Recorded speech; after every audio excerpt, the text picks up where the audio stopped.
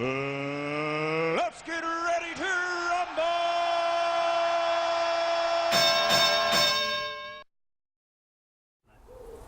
Hello, I'm Gavin Townsend, here today with Danny Lewis-Price, the founder of the Boxaid UK Foundation. Thank you very much, Danny, for this interview.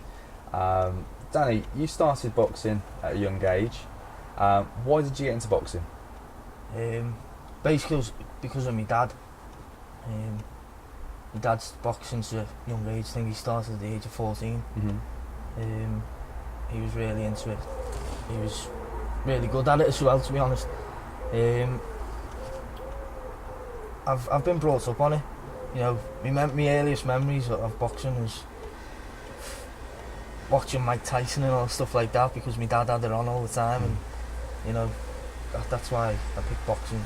It was my dad. Okay. That's why. So he inspired you to get into it? Yeah, definitely, yeah. And when did you really get into the sport? When did it really take off for you? I mean, my dad used to take me from like the age of 7, and it was literally just a case of keeping me busy, getting on the bags, punching the bags and stuff like that. But it was until I got into secondary school, you know, I wanted to take it a bit more serious. I mean, I was more interested in the training rather than competition or anything like that, because I never believed in myself, you know. Just the fitness, I was fitness mad. I really wanted to push myself. I wanted to get a great physique, and stuff like that. But I honestly, it's changed now, my reasons. But back then, it was just a case. I just wanted to make my dad proud. Yeah, that was all. But I'd done it that much that I fell in love with the sport, and I wanted to do it for me then. That's fantastic.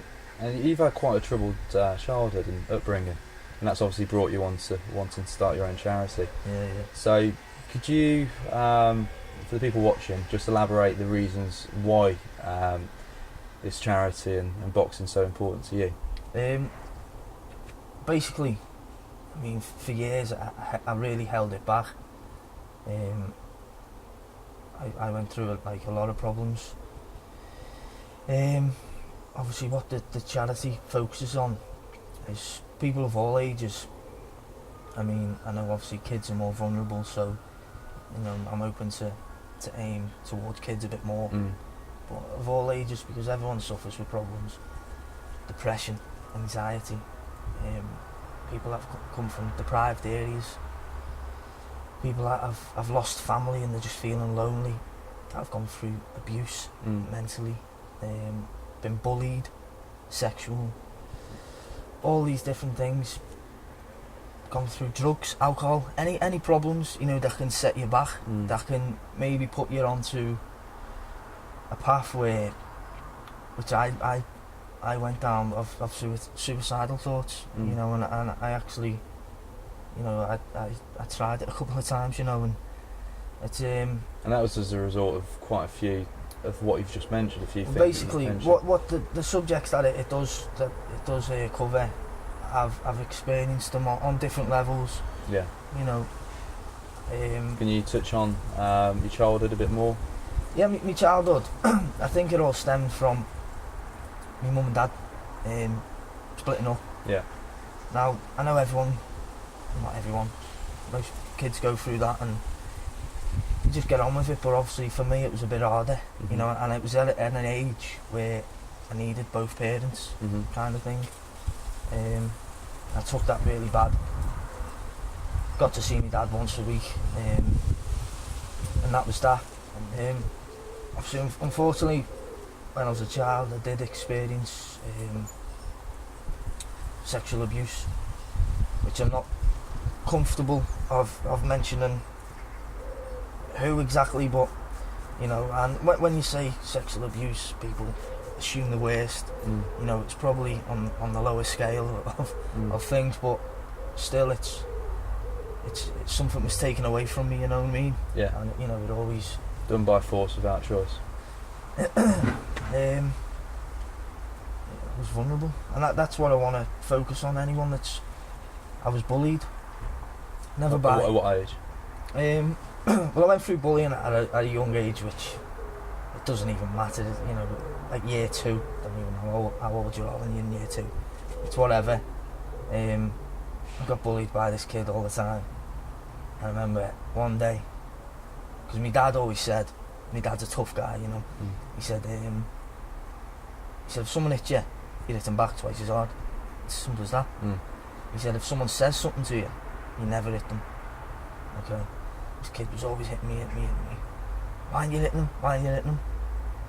Okay.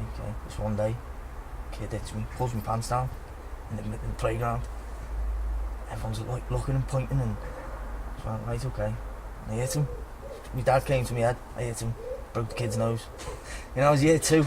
I broke the kid's nose, and this has been going on for months. The teachers knew about it. Yeah. My mum was always in complaining. We're not endorsing violence, by the way, so no. If their family are watching, we're not saying kids should go around unruly hitting other kids, but nothing was ever done. Yeah. I got expelled. Right. But I never got bullied from lads. Sure. Secondary school or my teenage years or whatever, never got bullied by lads. It was always girls. Really? Yeah, it was horrible. And I went through a stage where I had spots, you know what I mean, which every teenager goes through. Yeah. And I used to really get picked on by the girls. You know, I could play dot to dot on your face. Oh, that's nice. All stuff like that. And you know, if I'd come close to them or, you know, try and be in the group where everyone was, you know, it'd be like, oh, get away. And it'd be horrible because I'd already had something taken away from me by females. And I just felt they had a power over me. So obviously you've had a bit of a hard upbringing with the female race, but now you're a bit more settled, aren't you? You've got a nice partner. Yeah. Hayley. I've been with her for 8 years now. She's now my fiancée. You know, I always say boxing saved my life, but I also say Hayley saved my life as well. Sure. If it wasn't for her, you know, I know where I'd be, and it wouldn't be here. No. You know. So you've touched on a lot of things. We don't need to elaborate too much, but obviously child abuse at a young age, bullying, mental issues. You've unfortunately fell victim to alcohol and drugs and a few issues with the police in the past, and now you're a different character. And why would you say that is? Did you have a turning point in your life? Yeah. Can you elaborate on that? What it was, it all started from when my nan died. My nan is a nan. Yeah. And when was that? We called her nan. She died in 2006. Right. Now she was my second mum. If I had a problem, I was at my nan's. Yeah. I'd bunk school all the time. I'd be at my nan's. You know, all the kids that bunk school, they'd be out on the corners smoking or doing whatever. I'd be at my nan's having tea and biscuits with her. I loved her. She was amazing. Amazing woman, big inspiration. You know, she brought up 10 kids all on her own. She died, and obviously, like we all did, all the grandkids and, you know, all their children, we sort of went off the rails a little bit. Started drinking, and started doing drugs, and, you know, some nasty drugs. And then I was getting into a rut. I was really depressed and all stuff like this. It was getting worse and worse. Wasn't major with the police, but, you know, I was getting warnings. You know, you had one major incident. Yeah, what it was, it was getting worse and worse, and then it was January 2012. This was the last straw. Because I mean, before all, and you know, I had the suicide thoughts and actually attempted it. But come January 2012, I was out. The night was great. I was coming home and a few drinks. Because of me, my head, a bit aggressive. Police drives by, asking if I'm alright. And I just basically turned a little bit, you know, kind of thing. Questioned me, blah blah blah. One thing led to another. I ended up assaulting the police. I hit them. I was wrestling with them. I was arrested that night. I was in a prison cell. And I actually tried to do something silly in the cell. I was sitting there all night, didn't get any sleep, and I had two options, right? When they open the cell door tomorrow, I can go, listen, I'm sorry, it's not going to happen again. Give me a date, and I'm fine, and stuff like this. I'll get on my way. And I was actually going to jump in the river. I really was. I had it in my head, I planned it and everything. And the other option was, I'm going to get a pair of running shoes on, and I'm going to get back on track to where I wanted to be. And sort your life out. So the next day, they opened the cell door. We've got a date in court on this. This is whatever's going to happen. I'm sorry, won't happen again. And I actually went down to the river that day. And I went down with my running shoes. And I haven't stopped running. I left. I wanted to come back into what I was doing. I wanted to prove to everyone that, you know, basically it was my sorry. And that was January 7th, and I said to myself, I'm going to do something great for charity. I'm going to break a record, a world record. And I was setting myself a goal for the end of the year. At this point I was 15.5 stone. You know, I was out of shape. And how much do you weigh now? Me, I'm 11.5. Wow, so you lost quite a lot of weight. Yeah, and you're training, what, 3-4 hours a day? Yeah. And you're doing your runs, weights, boxing, sparring. Yeah. And that's pretty much what, about 22 to 24 hours a week training? Is it, yeah? Yeah, something like that. Don't do the maths, like. But after all the conversations, Danny's really into his training. So to those who just do weights 4 or 5 hours a week, Danny's doing that plus another 15 to 20 hours on top. I've seen him train. He's a bit of an animal in the gym. But so obviously you've had the inspiration to change. That came within. You've had two options. One was to finish it or to do something good about it. Obviously choosing the later of the two options. Oh yeah. You're obviously doing this not just to prove a point to other people, but also to prove a point to yourself, I guess. Well, that's what it was. And I'd done this charity event. I'd done it in aid of Help for Heroes. And what was it about? What was the charity? What I'd done was I wanted to break a world record, and I wanted to attempt 200 rounds of continuous sparring. Of how long would the round be typically? A normal round. What I was doing that day, it was 2-minute rounds, 30-second breaks. So 400 minutes was the aim. About 3.5 hours of boxing. That was it. Ended up being like 10 hours. And what did you achieve in the end? I got to 112 rounds, which was an unofficial record. But you're going to look to do it for the Guinness Book of Records? Yeah. In the future, once I get like sponsors and stuff, I'm going to contact the Guinness Book of Records and do it properly on behalf of the charity. Yeah. So you'll be known as the boxer who managed to do the most continual amount of rounds ever. So you're looking to do anything up to 10 hours of boxing? Yeah, definitely. Yeah. The last time you did it, how much weight did you lose? On the day, I lost half a stone. On the day, water and everything else, dehydration. How did you feel after it? Shattered but relieved, I guess. Can you put a beep on this? I was done in. Yeah, I bet. We'll leave it there. I was absolutely done in. I was. I mean, I dropped to my knees. I really did. I was just. How many times were you hit? About 10,000 times. It worked out something like that. I mean, there was an article in the paper. How many other boxers were you fighting with? It was. It was about say 10 other sparrers. Like, so one of them being my dad. So you kept on having to change against 10 other fighters, continually swapping. As they had a rest, you were carrying on. Yeah, that's inspiring. So, and they all tried to take it not too easy, but you know, they obviously knew how much they had ahead of me. Sure. My dad didn't. My dad came and pounded me. Brilliant. He really did. But thanks, Dad. No, it was good. So you were mentioning in the papers. You obviously went into a national press. Yeah, I went to the national papers. I didn't even know that. You had a lot of support from a lot of top boxers. Yeah, definitely. Yeah. So who's been supportive to yourself to date in boxing, and who's continuing to help you with the charity? As in a boxer, or as in the boxing community? Yeah, the main names.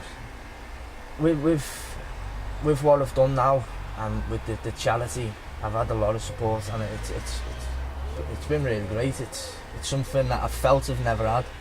You know, or I probably have had it, but I've always blocked it out.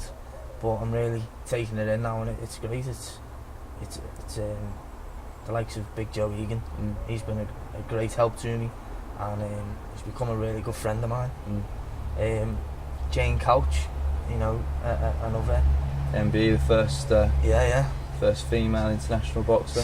She's a legend. Yeah. She's been really supportive of me, and she's happy to carry on supporting me and this charity. You know, I've had a lot of support and kind words off you know, really big names, world champions. You know, but I think what means the most to me is the likes of my fiance, my parents. You know, hearing them say, like, especially my parents saying they're proud of me. That's all I've ever wanted. You know what I mean? That to me is better than, I guess, a title. It really is. That's just, I've achieved it now. But I want to carry on. Good. I want to inspire kids now. So, the Boxaid UK Foundation, you're looking to just have it set up when we've raised a level amount of capital funds for the charity. What's the aim in the community, where you're from, and from a UK perspective? What's your aspirations and goals? Basically, like we've said, there's the story. That's what the charity is based on. All this. So helping young, vulnerable kids and of mentally disturbed all adults. Ages, yeah. You know, to get, like I say, I believe boxing helped me. It saved my life. What I'm wanting to do is do community projects, motivational speeches in colleges, schools, and stuff like that. Do you mind if I elaborate a bit more on that? So, with regards to the community projects, one idea we've got is not to go about setting up lots of community projects and community centres. We're very keen to... It's working with existing ones. Absolutely. Run with established ones which are perhaps failing or just needing just general support, and go as far as replacing boxing bags, gloves, pads, replenishing the site, helping with general funding, and obviously with all the different events that we're looking to do, such as guest appearances in different towns and cities, doing fun days, workshops, selling memorabilia and general clothing sales, etc. Obviously all the funds to allocate to communities where it's needed is really important, and I think you'd agree with this statement. Getting into the heart of each community, where boxing's really important for all, really, but I find with boxing it pulls a lot of different people together from all types of classes, and I feel it's really important to keep that community spirit alive through boxing. So if we between us can have a really good relationship with these community centres across the UK, perhaps have 2 or 3 where we manage them ourselves, but further support others across the UK, that would be fantastic. And correct me if I'm wrong, I'd imagine that's what your dream would be with this charity. Yeah, I mean, like, I remember sometimes I couldn't afford to train, and I know a lot of people that have been in that, why don't you box it? Oh, I just couldn't, you know, it's only £1 or £2 to go, you know, in most clubs. I want to cover the costs so people can walk in and train for free, you know what I mean? Try and put more classes on, you know, an extra hour or an extra so day. as opposed to seeing the kids and the poor people on the streets, you want to see them in the gym looking after themselves, defending themselves and keeping fit. I mean, it gives you a lot of respect and a lot of discipline, you know, and I think it gives you the things you need in life to get by. It really does. That's kind of fitness, motivation, inspiration, it really does. self-belief, self-respect. And it gives you respect for others and stuff like that, and I just think that's what people need now, you know, especially the younger people. Yeah, they need a focus, obviously. It's tough times in the economy. There's a lot of people struggling to make ends meet, and boxing's a great form of sport to keep the body and mind challenged and focused. Yeah. So the Boxaid UK Foundation website will be coming live soon, and obviously people will be able to book tickets to events we're looking to organise.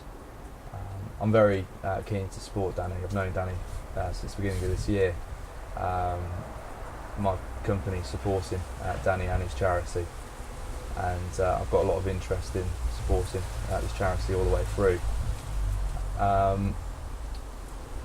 We're looking for some sponsors. Obviously we've got one already. We're looking for 12 main sponsors which can look to advertise through social media, website, through all the interviews that we do. We've got some very high class profile interviews with some of the best boxers in the world and in the UK. What would you say to these sponsors? Where would you see their money lie? Where would you see their support lie? Where would you see their funds allocated to? To our plans. To help a few immediate community projects. Yeah, definitely. Yeah. You know, because you've got a place close to home. You're looking at first. Yeah. And obviously I've got a place local to where I live. I'm looking at also. There was this club that I've got in mind. The guy that set it up, you know, he's doing it purely out of the goodness of his heart. You know, he's not in it for nothing. He feels that the area needs it, and was as soon as he mentioned it, as soon as he announced it, kind of thing, I was like, I want to help that club. You know, even if it's just I get him 4 or 5 new bags, or you know, cover his subs for a month or two. You know, it's definitely it doesn't necessarily need to be covering rent. It, like you say, it's just replenishing kit. Yeah. If there's a really good existing community centre out there and we can look to support them, and they've been established for many years, but they're in a stuck dilemma where do we pay our rent or replenish the kit? We'd love to just step in and be able to do a refurbished job of the site as much as help with all the kit. And for you to do that in your own hometown, to have gone through all the troubles that you've experienced, to set up a charity and to go back to your hometown and do something good there, that would mean quite a lot to you, wouldn't it? Yeah. Definitely, yeah. And I'm really excited. I've got big hopes and dreams, and people might look at me and think I'm dreaming a bit big there, but I think from where I've come from to what I've done now, anything's possible. It really is, and I'm not going to stop. Well, I've met about 200 sports stars from every type of sport you can think of, from Formula 1 to top athletes who were in the Olympics last year from all around the world, to inspirational footballers, etc. But you've definitely got a good heart, and you've definitely got some good focus now, and that's why I'm really keen to support you. But on a serious note, if there are any business types out there who are fans of boxing or have a boxing orientated business, we'd really like to support the Boxaid UK Foundation and help community projects all across the UK, don't hesitate to contact us through the Facebook page. We will have the website live soon, but like I say, if you could look to like us on Facebook, the Boxaid UK Foundation, and feel free to look at showing your support. We'll be very grateful, and so will the community projects which we further support. So at the end of every interview we do, Danny, with all the pro boxers, as you know, we get questions from all of our fans, and we do some silly random questions. So now it's your turn. You always put me on the spot, making me ask these questions, so I'm putting you on the spot. You've got 4 famous boxers. Who are they and why? And in order, please. In order? From 4th to 1st. I know they are, but I can't put them in order. You have to. Joe Kawasaki. And why? He's just amazing. He is. He really is. Yeah. I mean, I look his attitude as well. I mean, I was watching a fight on YouTube last week, and he was just showboating the whole thing, and he stopped the guy. He's walking off and he's dancing. I just love it. You know, and I think I've never met him. I do hope to meet him. Because, you know, he's a big idol of mine. He just seems like a really great guy, and great ambassadors to the sport. Mm.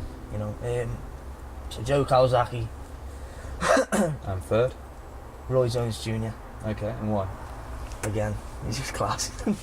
His style,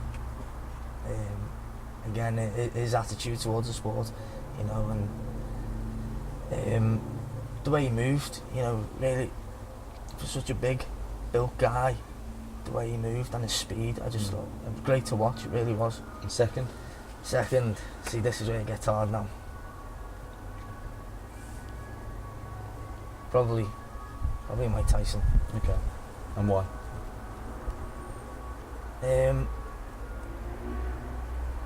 Well, again, because he's absolutely great, but just his style. It's one of them fighters that gets you excited. You know when you watch a film and the character is like he's getting bullied or something like that, or he's never really doing nothing. People pick on him, and he doesn't do nothing until the end of the film. It's like the big fight scene, and it's like, yeah, this is what I'm made of. He's just dead exciting, powerful, and it was just honestly amazing. But I liked how he showed his emotion in his fights, you know, because obviously Mike Tyson was troubled. You know, he had his anger streaks and stuff, and I think he showed that in the streets of New York. You're gonna be a bit toughened up to life, really, aren't you? Yeah, you know, I like the way he's showing that in his All fights. time? All time, Ali. Yeah, Muhammad Ali. without a doubt. Yeah, it was beautiful to watch. It really was. It was just poetry in motion, money. You know, and obviously his boxing, what he achieved, how he boxed, his style, but also him as a person, standing up for what he believed in. Yeah, being vocal about it. Yeah, no, it's good. We've already interviewed quite a few great boxers, and we've got a lot more to interview as well. It is nice to see how they are very open and honest about their own lives as much as their sport. At the end of the day, take the sport away from them, they're just a normal person. With the sport, they're just a persona in that particular sport.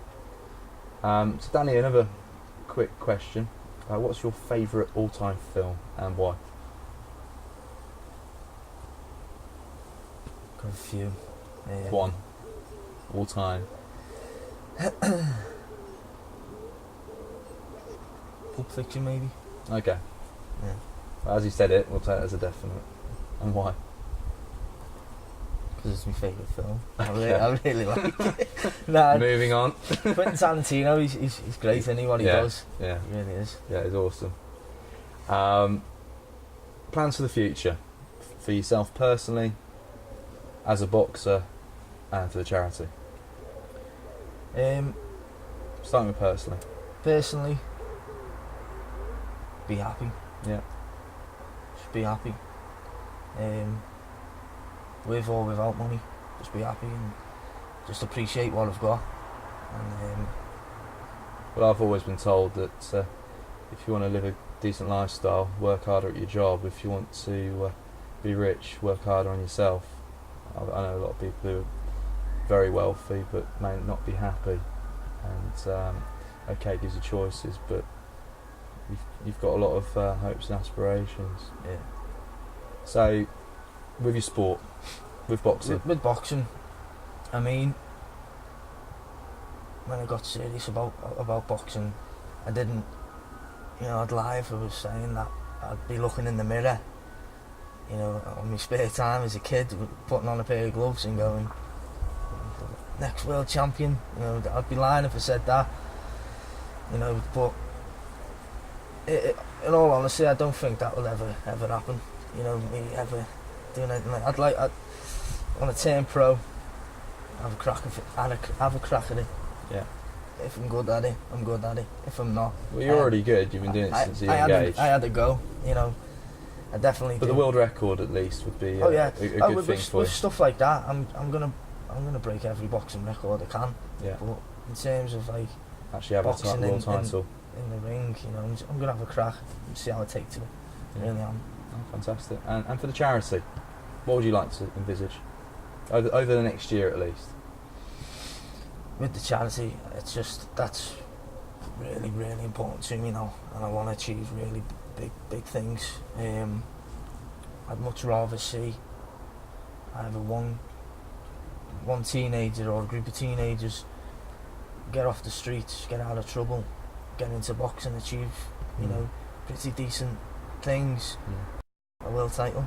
Watching a group of kids succeed is more important to me now. You know, and especially as you've gone through so many years of trouble yourself. Obviously, if I elaborate there, we've gone through some targets and some goal setting for the charity. We're both in the belief that if we carry on the way we are, we could be supporting well over 1,000 troubled kids and adults within a year, at least, through support of sponsorship and the plans that we have. I think, well, I don't just think, I know what, with the plans that we've got, it will do a lot of good. And the fact that you'll be more willing to have more of a focus on the charity, less so than your own personal title, that means a lot, doesn't it? Yeah, I mean, I think everyone, no matter how old you are, you always need someone to inspire you or look up to, and you know, I want to be that person now. I want to inspire people, you know, whether... But also to inspire, you need to have been once inspired, so who inspires you? Like I said earlier, my nan, you know what I mean, just that absolute great person. My parents, you know, my dad. In my eyes, my dad is the greatest boxer of all time. You know what I mean? But like in terms of boxing, like I said, Ali. But I do, you know, everyone needs an inspiration, someone to look up to. And like I say, even if I get someone to get off the streets and maybe get into football or get into any activity, as long as they can say, you inspire me to do that because what you've done and where you've come from, where you've gone, you know what I mean? It would mean a lot. So it's back to some silly questions then. So who's your favourite man crush of all time when it comes to actors and singers? Shall I pause so it looks like... you can just do it on the camera. I'm putting you on the spot because this is embarrassing. Because I know it always already. having to do these really embarrassing questions. But I don't want to to top fighters who could take my head off. I don't want to seem too eager and go, No. Tom Hardy. Well, there it is. Straight to the point. Tom Hardy. Yeah. I think he's a great guy. Yeah. He really is. But don't worry, Tom. Danny's not after you. He's got a girlfriend. And who's your favourite football team? Who do you support? Obviously, being from Liverpool. It could have been Everton. It could have been, yeah, it could have been. And what's your favourite meal? What's your favourite food dish? Anything that Hayley cooks, because she's the only one that cooks. I'm too Okay. lazy. So note to your girlfriend. He does like your cooking. If I'm doing the cooking, it's skinheads on a raft, beans on toast. Brilliant. Okay, so some final words for the charity and to everyone watching. What would you say, on a serious note? Yeah, just please support it, this charity. You know, take a look at it. If you like it, great. You know, if you don't, then give me some constructive criticism. To support it to grow. That I could maybe be better it or better myself. You know, the more exposure that we get, I believe that the bigger we can get and achieve the things that I want to achieve. Yeah. So Yeah. if I just quickly elaborate there, the website will be live soon. We've obviously got a Facebook page and a Twitter account which Danny operates. So if you'd like to share us on Facebook, it's the Boxaid UK Foundation. Please like us, tweet about us and share that Facebook page. If you can look to donate in time, anything from £1, buy a t-shirt, a pair of boxing gloves, come to one of the events that we're looking to organise, or the fun days, etc. Every penny raised will be looking to go into a good cause to support these community centres and projects and help young kids, vulnerable adults of all ages to get into this amazing sport. Thank you very much for this interview, Danny. It's been good to really see the real you, and I'm sure for everyone who's been following to date, they really know now a bit more about the reason why Danny Lewis Price is starting this Boxaid UK Foundation charity, and they can really start to see now that there's more than just a Facebook page at the moment. There's going to be more in the future. with all these interviews and other pro boxers coming on board, etc. So again, Danny Lewis Price, everybody, follow us, tweet about us, and like us on Facebook and share us. Thank you very much. Take care.